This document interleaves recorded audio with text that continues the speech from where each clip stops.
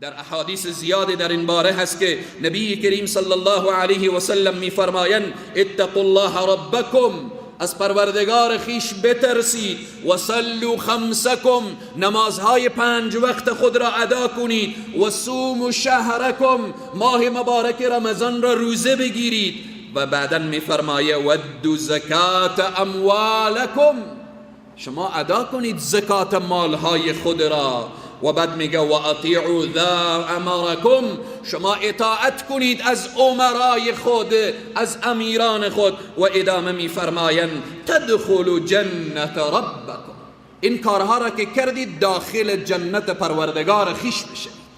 به این عزیزان و بزرگواران مسئله زکات خیلی مسئله مهمیه. به طور خلاصه و فشرده تارک زکات، کسی که زکات نمیده، کسی که در زکات غفلت میکنه، کسی که حق الله سبحانه و تعالی را ضایع میکنه، حق فقرا و مساکین را ضایع میکنه، او چی حالتی داره؟ علما و فقها میفرمایند من منع الزکات جاحدا و هو یعلم وجوبها، کسی که انکار میکنه زکات در حالی که میفهمه که یکی از ارکان دین هست، یکی از واجبات دین هست، حکم از این چیه؟ کسی که میفهمه، این نکته خیلی مهمه، کسی که میفهمه که زکات رکنی از ارکان دینه ولی انکار میکنه، به اجماع علما و امت این انسان کافر هست.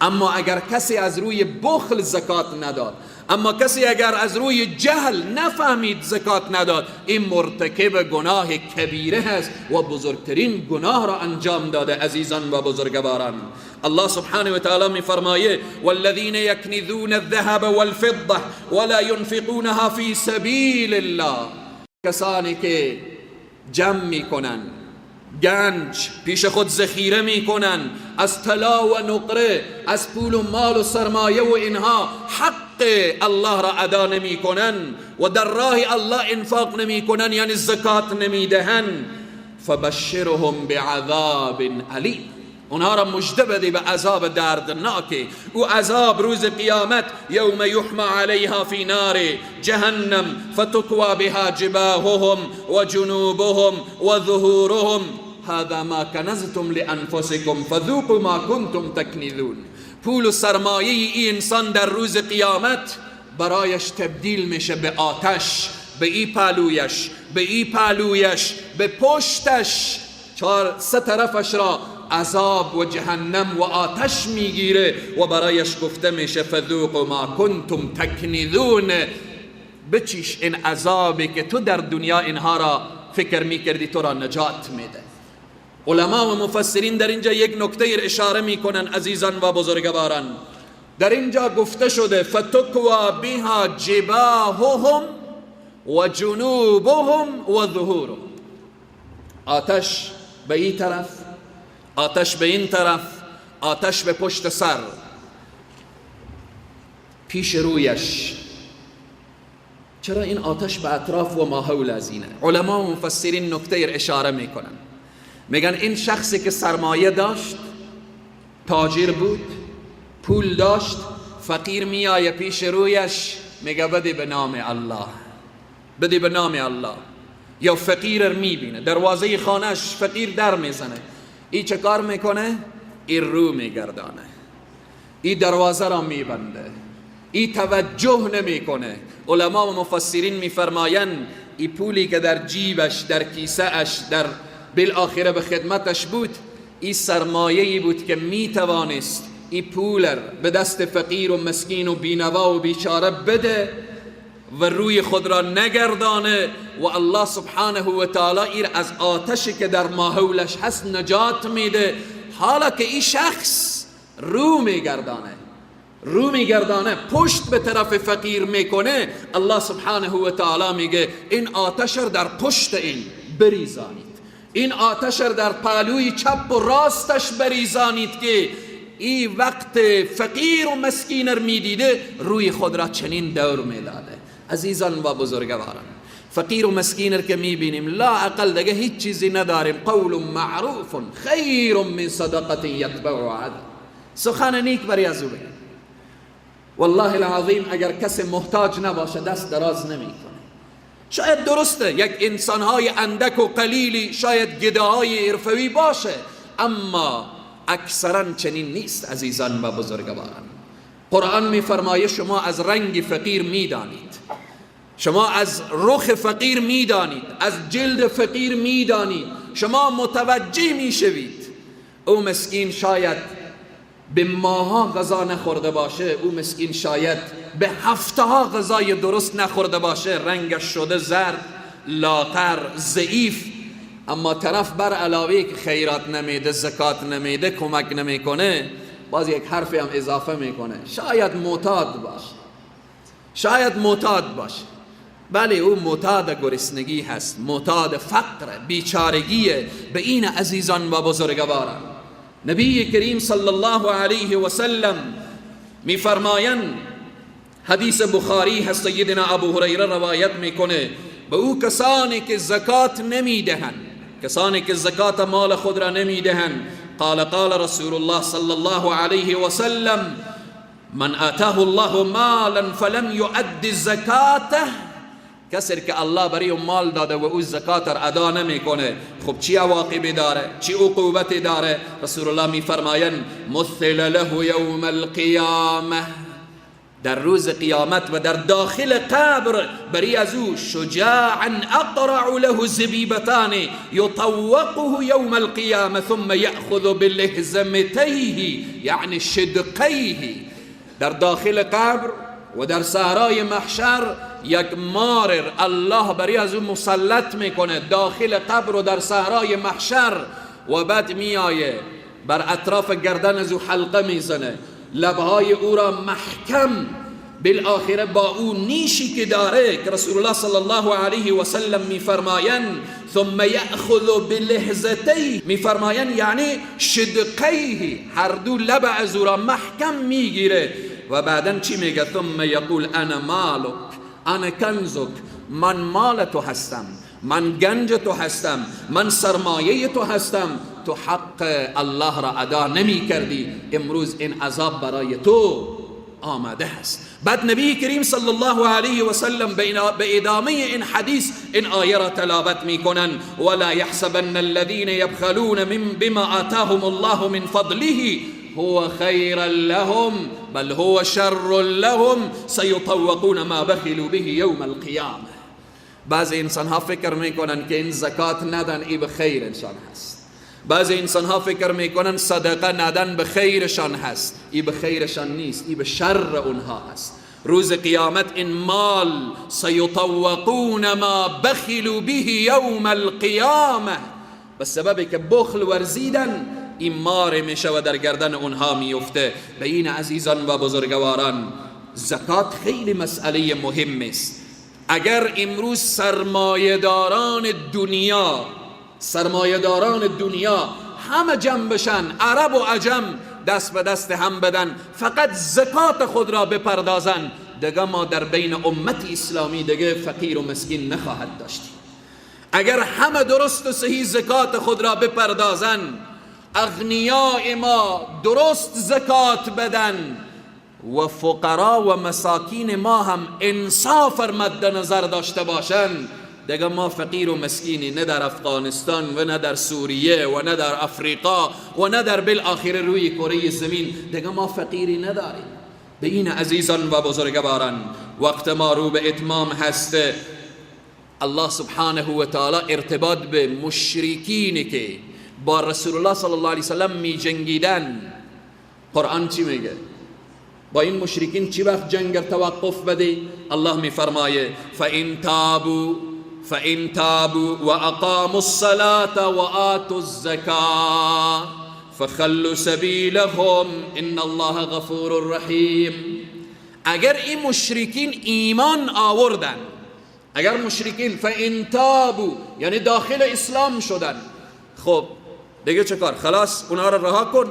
نه، میگه فَإِن تَابُوا اگر ایمان آوردن، توبه کردن و داخل اسلام شدن، 3 شرط داره. شرط اول دخول در اسلام، شرط دوم اینه که و اقاموا الصلاة، اسلام را که پذیرفتن نماز هم بخوانن، بعداً و اقاموا الصلاة و آتوا الزکات. و آتوا الزکات، اینها زکات هم بدن، ایمان بیارن، نماز بخوانن، زکات بدن، بعداً فخلوا سبیلهم، راه اونها را باز بگذار، دیگه با اینها نجنگ، دیگه با اینها مقاتله و جنگ و اینها نداشته باش. ان الله غفور رحیم.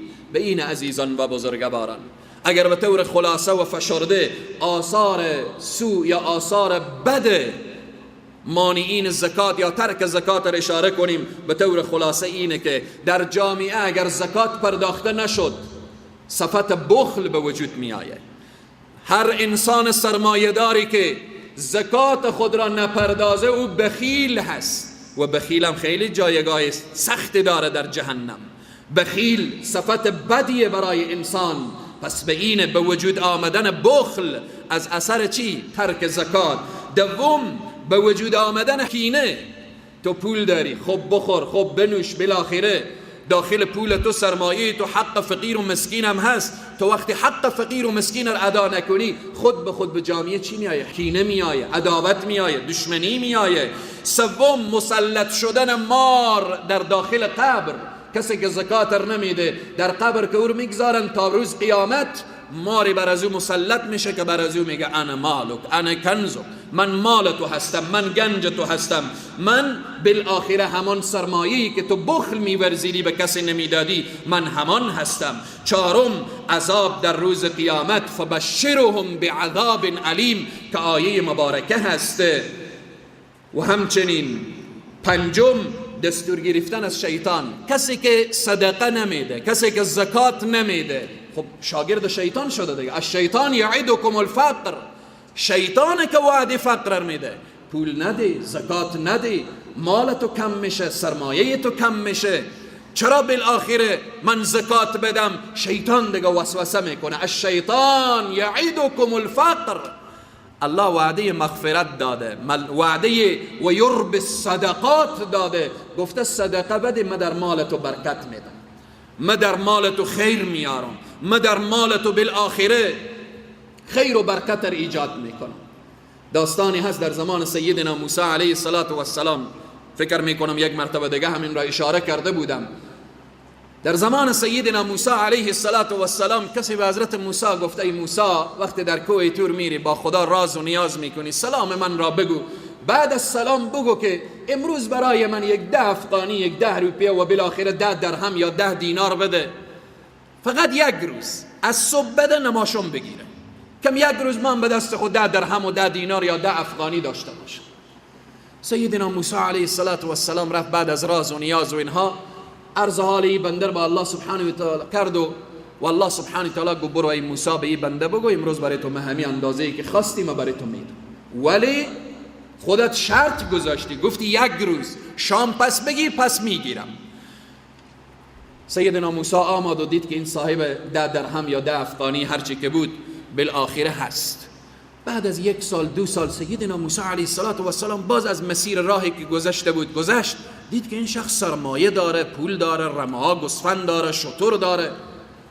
گفت فلانی چه کار شد؟ گفت الحمدلله همه سرمایه هست، همه چیز هست. سیدنا موسی علیه السلام وقتی به کوه تور رفتن بعد از راز و نیاز، گفتن خدایا به اصرار من نفهمیدم، بین تو ای بنده فقط همین بود که یک روز 10 درهم داشته باشه و شامم پس از او بگیری. الله سبحانه و تعالی گفت ای موسی با مجردی که 10 روپیه به ای دادم، 10 درهم دادم یا مثلا 10 هرچی که بود دادم، چون مکو وعده کردم مثل الذين ينفقون اموالهم في سبيل الله كمثل حبة انبتت 7 سنابل في كل سنبلة 100 حبة والله يضاعف لمن يشاء. گفت ای موسی این بنده من یقین و باور داشت به این سخن من که 1 روپیه در راه الله داده بشه، الله 10 روپیه و 100 روپیه و 700 روپیه والله یضاعف لمن یشاء میده.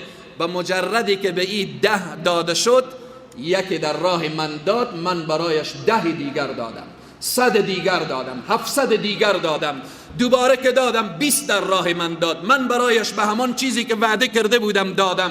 امروز او ما را هر روز قرضدار میکنه، او در راه ما میده و ما هم به او چیزی که وعده کردیم برایش عطا میکنیم. به این عزیزان و بزرگواران صدقه خیلی مسئله مهمیه. رسول الله صلی الله علیه وسلم میفرمایند صدقه هست که پیش روی غضب الله میگیره. غضب الله اگر بالای یک انسان نازل بشه و این انسان در راه الله صدقه بده، چه کار میشه؟ غضب الله را، پیش روی غضب الله را صدقه میگیره. به این عزیزان و بزرگواران، رسول الله صلی الله علیه و سلم همیشه جود و بخشندگی داشتن. در ماه مبارک رمضان بیشتر و بیشترتر جود و بخشندگیشان بوده. به اینه که ما باید این سنت های رسول الله صلی الله علیه و سلم را زنده نگه بداریم. سیدنا ابوبکر صدیق رضی الله عنه وقتی رسول الله صلی الله علیه و سلم از دنیا تشریف بردن، یک عده آمدن، یک عده که مرتد شدن. سیدنا ابوبکر صدیق با مرتدین جهاد کرد. یک عده آمدن گفتن یا خلیفه رسول الله، یا ابوبکر، ما همه چیز را قبول داریم، نماز میخوانیم، حج میریم، جهاد میکنیم، همه مسائل دین را قبول داریم، ولی دیگه زکات نمیپردازیم. یک عده، یک قبیله، یک گروه آمد چنین نظر داد. سیدنا ابوبکر صدیق چی گفت؟ سیدنا ابوبکر صدیق رضی الله عنه میفرمایند که والله لأقاتلن من فرق بین الصلاة والزکات.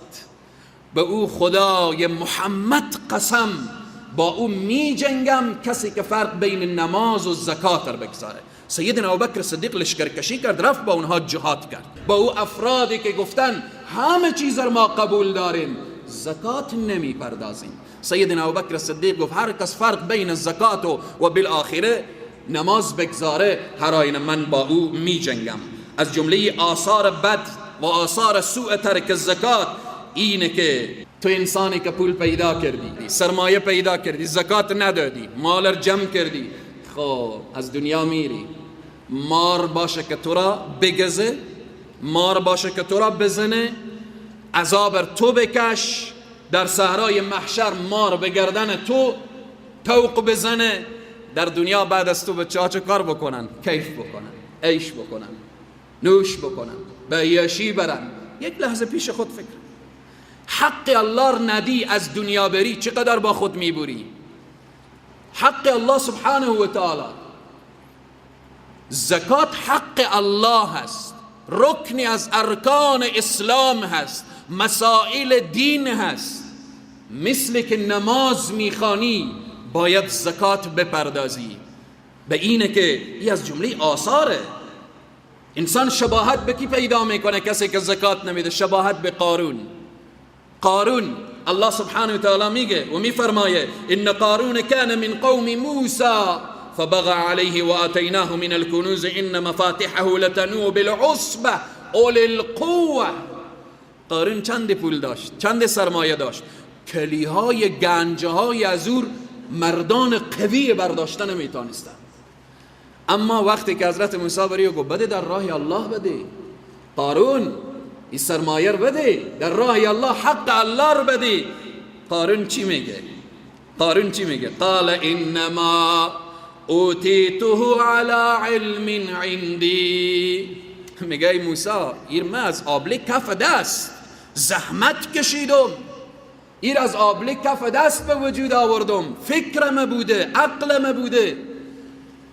به تمام ثروتمندان عزیز میگم ثروتی که شما دارید ای از عقل شما نبوده.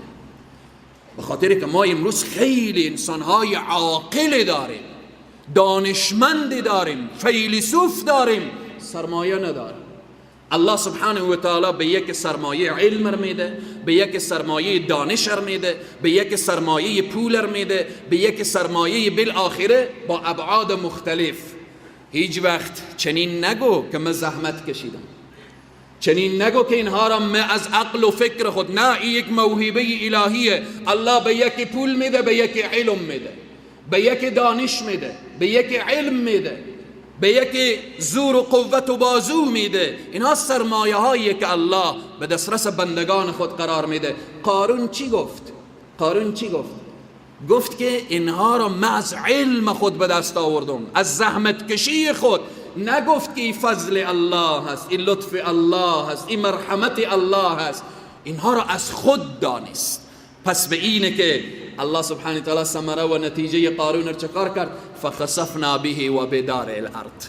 قارون استاده بود، کل مال و سرمایه و مقابل چشمانی و به زمین فرو رفت، خودی هم در زمین خسف شد و به زمین فرو رفت. به اینه کسی که زکات نپردازه شبیه قارون میشه، شبیه بالآخره هامان میشه، شبیه بالآخره. اما کسی که زکات رو میپردازه شبیه سیدنا عثمان ابن عفان، شبیه او صحابه جلیل القدر، شبیه بالآخره تجار و خیرینی که از صدر اسلام تا به امروز. بیاییم خود شباهت به بزرگان دین و شباهت به امام ابو حنیفه رحمه الله. امام ابو حنیفه در کناری که امام بودن تاجر بودن، زکات می پرداختن، زکات می دادن. بیاییم امام ابو حنیفه گونه زندگی کنیم، بیاییم عثمان گونه زندگی کنیم. به این عزیزان و بزرگواران در اخیر بس یک نکته کوتاه و مختصرا اشاره میکنم. در هفته گذشته ارتباط به قدس صحبت کردیم و بعداً ارتباط به عزت مجاهدین اشاره کردیم و گفتیم که روزی میآید که پرچم اسلام به کجا بلند میشه؟ به کاخ سفید بلند میشه. این صحبت در فضای مجازی، خیر فضای مجازی، بعضی از برادرانی که اهل فهمن، اهل درکن، با ما در تماس شدن، گفتن که جناب خطیب صاحب یک حرفی بگیم که راه داشته باشه. ما به او کسانی که ایمان ندارن و توهین کردن و استهزا کردن و تمسخر کردن، برای اونهایی که ایمان نداره کار ندارم، چون به خاطری که سمت کافر و مسلمان مشخصه.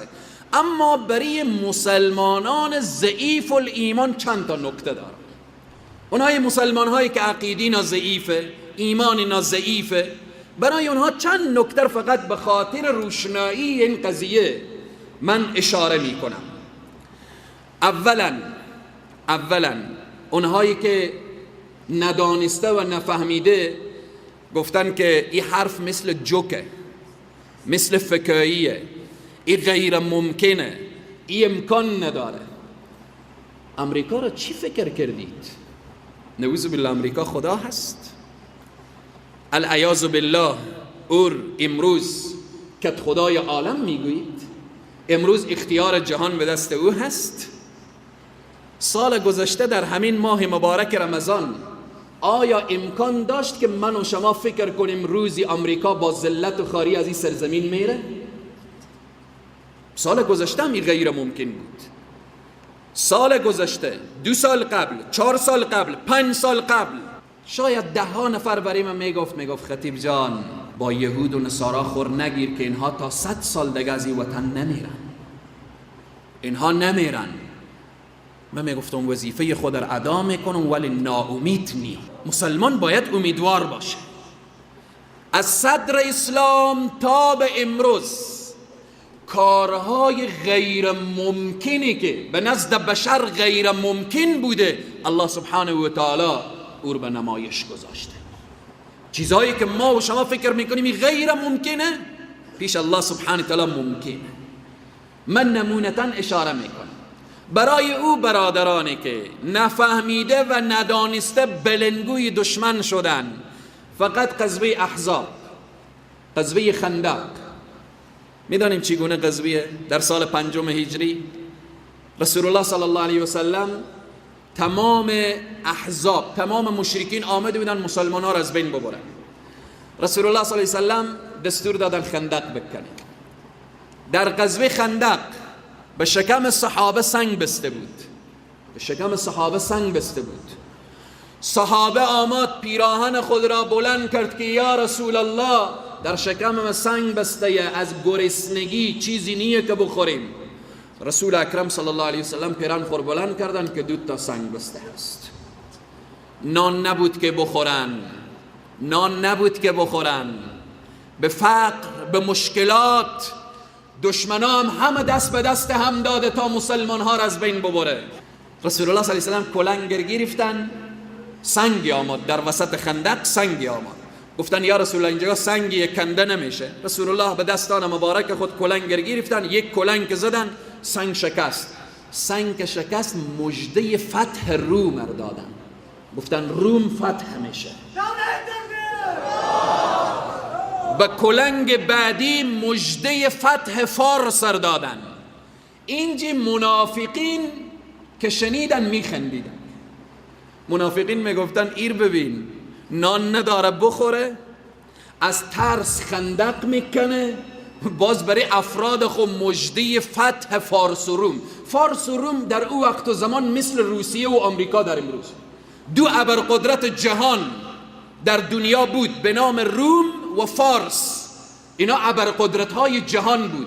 رسول الله صلی الله علیه و سلم مژده فتح و ظفر و پیروزی در فتح و در روم در چی لحظه دادن؟ فقر به اوج خود بود، گرسنگی به اوج خود بود، مشکلات به اوج خود بود.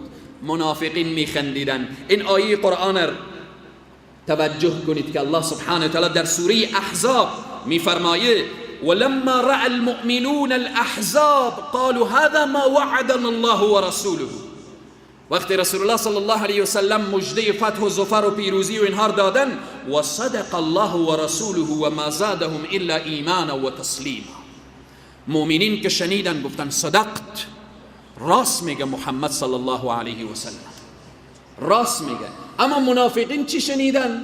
منافقین وقتی شنیدن گفتن و اذ یقول المنافقون، این کلام الله هست، و اذ یقول المنافقون والذین فی قلوبهم مرض، اونایی که در دل نام مرضه، چی گفتن؟ ما وعدنا الله و رسوله الا غرورا.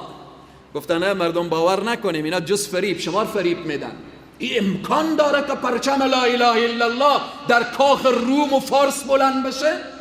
منافقین این را میگفتن. آیا این امکان داره؟ آیا این امکان هست؟ الله سبحانه و تعالی بعد از چند سال در حیات رسول الله نه، در حیات سیدنا ابوبکر صدیق نه، در زمان فاروق اعظم روم و فارس فتح میشه. عزیزان من، روم و فارس فتح میشه. به اینه که بعض انسان ها چی؟ شما میگه خطیب صاحب گپ بگیم که ممکن داشته باشه، ممکن داشته باشه. همین پیروزی که فعلا در افغانستان هم ما و شما مشاهده میکنیم، این از جمله غیر ممکنات بود به نزد خیلی از انسان ها. میگفتن امکان نداره. همین طالب پا برهنه گرسنه بیچاره داخل دشت و کو، آیا پرچمش به ارگ کابل بلند میشه؟ آیا همین؟ رسول معظم اسلام بعضی از مشرکین چی میگفتن؟ بعضی از منافقین چی میگفتن؟ میگفتن پیامبر مایه فارس و رومر با همین بلال غلام سیاه مسکین، با همین صهیب و با همین 4 تا ضعیف و مسکین میخواد روم و فارس بگیره؟ این صحبت ما برای کسانی که ضعیف الایمانن، برای اونها هست. و کسی که ایمان نداره من به او دعای هدایت میکنم که الله ایمان را نصیبش بگردانه. ولی تو مسلمانی که عقیده خود را نمیفهمی و نمیدانی، برو عقیده خود را بخوان، عقیده خود را بفهم، برو قرآن را بردار، تلاوت کن، تدبر کن، بفهم و بدان. اینهایی که میگفتن این حرف جوک فکاییه، حدیث بخاری چی میگن؟ العیاذ بالله، حدیث بخاری هم جوک میگن، حدیث بخاری هم فکایی میگن. نبی مکرم اسلام صلی الله علیه و سلم میفرمایند لا تقوم الساعة حتى تقاتل اليهود، قیامت برپا نمیشه تا اینکه جنگ بین مسلمان ها و یهود در میگیره. جنگ بین اهل ایمان و اهل اسلام و یهود ادامه داره. تا چی زمانی؟ تا زمانی قیامت برپا نمیشه مگر اینکه ادامه حدیث حتی یقول الحجر وراءه یهودی یا مسلم هذا یهودی ورایی فقتله. رواه البخاری، حدیث بخاری هست. اونهایی که میگن این غیر ممکنه، خو این حدیث را پس نعوذ بالله ثم نعوذ بالله جوک میگن دیگه، فکایی میگن پیش اونها. العیاذ بالله. رسول الله میفرمایند روزی میآیه که اهل ایمان مسلمان ها با یهودی ها چنان میجنگن که یهودی میره پشت درختی مخفی میشه، درخت صدا میکنه یا للمسلم، ای مسلمان. درخت حرف میزنه، درخت به صدا در میایه.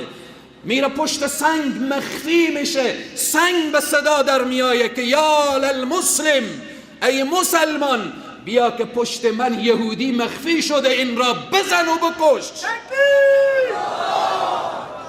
این حدیث هم پس او افراد دیگه چی میگیرن؟ علیاذ بالله جوکه. برای کسی که ایمان نداشته باشه که کل قرآن علیاذ بالله او قبول نداره. کفار چه کار میکنن؟ الله وقتی در قرآن میگه والذین کفروا و کذبوا بآیاتنا، اونهایی که کافر شدن و تکذیب کردن آیات ما را. ما به کافر بحث نداریم، سخنم به طرف مسلمان هایی که بلنگوی دشمن هستن، میاین میگن این غیر ممکنه. از صدر اسلام غزوه بدر از جمله ممکنات بود، 313 نفر بدون امکانات با 1000 نفر با تمام امکانات مسلمان ها پیروز شدن. 70 نفر از مشرکین کشتن، 70 نفر اسیر کردن. در غزوه بدر رهبر بالاخره مشرکین که ابو جهل بود به جهنم رفته. آیا این امکان داره؟ ممکنه؟ بله. نصر من الله، نصرت از جانب الله است. در حنین عین شکل عزیزان و بزرگواران، در غزوات، در خیبر. تا به امروز انگلیس ها چگونه از افغانستان رفتن؟ ممکن بود یا غیر ممکن بود؟ روسا از افغانستان دل نمیخواست که برن؟ ممکن بود یا غیر ممکن؟ امریکایی ها ممکن بود یا غیر ممکن؟ به این عزیزان و بزرگواران الله سبحانه و تعالی قدرت کامله پیش از او هست. نصر من الله، نصرت از جانب الله است.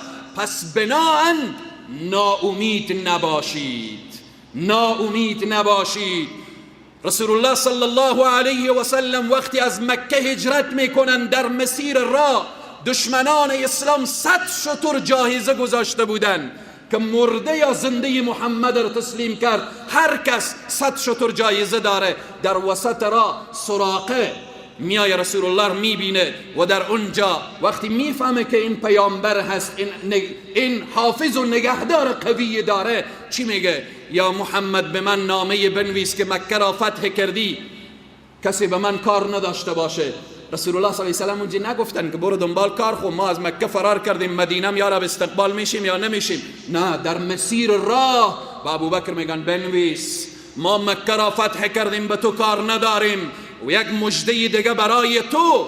رسول الله در مسیر راه هجرت، در مسیر راه هجرت بین مکه و مدینه، میگن روزی که فارس فتح شد، چوریای کسرا هم برای کی به دستان تو پوشانده میشه. این منافقین وقتی که یه حرف شنیدن میخندیدن. محمد از مکه فرار کرده، مدینه هم معلوم نیست که استقبال میشه یا نمیشه، مژده فتح فارس و روم میده. به این عزیزان و بزرگواران، ما امتی هستیم که در وجود ما یأس و ناامیدی راه نداره. 20 سال فریاد زدیم، افغانستان فتح شد، به امید آن روزی که یه حرف جمعه گذشته هم گفتم، الان هم تکرار میکنم، به امید آن روزی که پرچم لا اله الا الله و محمد رسول الله در تمام کاخهای ظلم و استبداد دنیا بلند میشه. آن روز آمادنی هست، خطیب باشه یا نباشه، مجیب مسکین باشه یا نباشه، از امروز تا به قام قیامت این حرف من هست که الاسلام یعلو ولا یعلا علی. اسلام بلنده و هیچ بلندی بالای اسلام نمی آید. ظالما 4 روزی حکمت دارن، حکمت های اینا سرنگون میشه. در این تاریخ فرعونها گذشته، شدادها گذشته، نمرودها گذشته، ابو جهلها گذشته، ولی نام جناب محمد رسول الله تا به قام قیامت و رفعنا لک ذکرک هست. نام رسول الله بلنده و نام امت محمد رسول الله صلی الله علیه و سلم تا قام قیامت بلند. عزیزان انه لا ییأس من روح الله الا القوم الكافرون. مسلمان ناامید نمیشه، مسلمان همیشه امیدواره. مثل که امروز عزیزان من و شما را الله فرحت و خوشحالی بخشید. سال گذشته من و شما خواب ای فتح و پیروزی را بعض انسان ها فکر میکنم نمیدیدن، اما امسال فتح، ظفر، پیروزی، کامیابی، امنیت. به اینه که من و شما هیچ وقت نباید ناامید باشیم. این چند نکته بود به خاطر روشنایی بعضی از عزیزانی که اونها بلنگوی دشمن شدن. یا نکته دیگه اشاره میکنم، وقتم گذشته. بعضی چی میگن؟ در فضای مجازی نوشتن برو امنیت کشور خود را بگیر، امنیت کشور را بگیر، به کشورهای دیگه به فتح نرو. در زمان سیدنا عمر لشکر مسلمان ها در فارس و در روم قرار داشت، می جنگید. سیدنا عمر داخل مسجد النبوی از طرف دشمن بر اینا ضربه وارد شد. سیدنا عمر داخل محراب مجروح شدن و امو زخم اثر شهادت اینا شد. به این نمیشه که بالآخره در یک کشوری که در اونجا اگر ناامنی یک روزی رخ داد انسان بیای سر به بالین غم بنشینه. نخیر، نخیر. توجه از تمام بزرگان امارت اسلامی، بار بار من این را گفتم که امارت اسلامی تنها نباید به محدوده افغانستان فکر کنه. امروز امارت اسلامی چشم امیدی برای تمام امت اسلامی هست، برای تمام امت اسلامی. الله سبحانه و تعالی همه مشکلات را حل بگردانه. در ابتدای صحبت انفجارها را محکوم کردیم. پروردگار اونهایی که این سرزمین را به ناامنی میکشانند، اونهایی که علیه حکومت اسلامی تخریب دارن، خدایا هدایتشان کن، خدایا هدایتشان کن. اگر قابل هدایت نیستن پروردگارا خار و ذلیل محو و نابودشان بگردان. پروردگارا حکومت اسلامی ما را با دوام و با ثبات و با بقا داشته باش و توفیق خدمت به اسلام و به مسلمین عنایت بفرما.